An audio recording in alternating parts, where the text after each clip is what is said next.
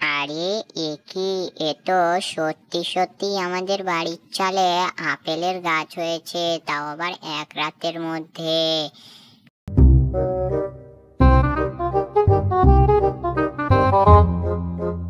আরে বান্দর মামা আপেল বিক্রি করছে, যাই বান্দর মামার কাছে একটা আপেল চাই।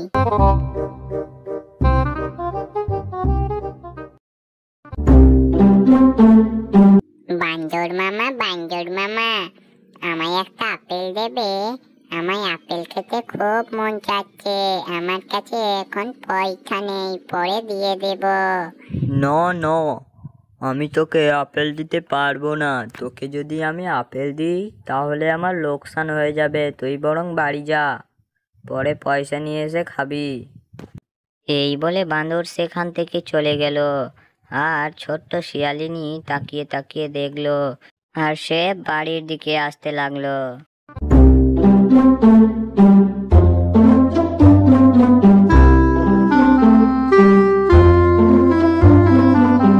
বাবা জানো, আজকে আমার আপেল খেতে অনেক মন চেয়েছিল, আর আমি বান্দর মামার কাছ থেকে আপেল চেয়ে খেতে চেয়েছিলাম, কিন্তু বান্দর মামা দেয়নি।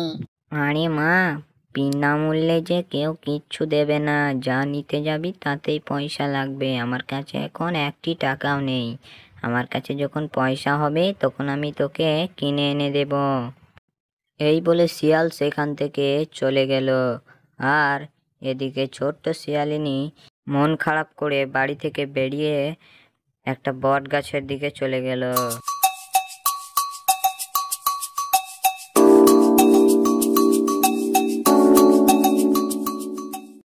এদিকে ছোট্ট শিয়ালছানা একটা বিশাল বট গাছের নিচে এসে নিজের মনের দুঃখগুলো বলতে থাকে, আর নিজেকেই নিজে দুর্ভাগ্যে মনে করতে থাকে। তখনই গাছটি কথা বলে ওঠে। এই শিয়ালছানা, আমি তোমার সমস্ত কথা শুনেছি, তুমি একদম দুঃখ করো না। এই নাও, তোমাকে আমি একটা জাদুর বীজ দিলাম। এই বীজটা তুমি তোমার ঘরের চালে লাগাবে, তাহলে দেখবে এক রাতের মধ্যেই অনেক আপেল ধরবে, আর তোমরা ওই আপেল বিচে অনেক বড় লোক হয়ে যাবে। এই কথা শোনার পর ছোট্ট শিয়ালিনী অনেক খুশি হয়, আর সে তার বাড়ির চালে সেই সমস্ত বীজগুলোকে লাগিয়ে দেয়। সাথে সাথে রাতও হয়ে যায়।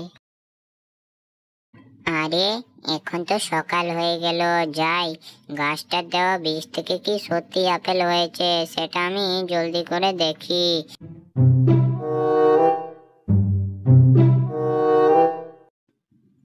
আরে এ কি, এ তো সত্যি সত্যি আমাদের বাড়ির চালে আপেলের গাছ হয়েছে, তাও আবার এক রাতের মধ্যে।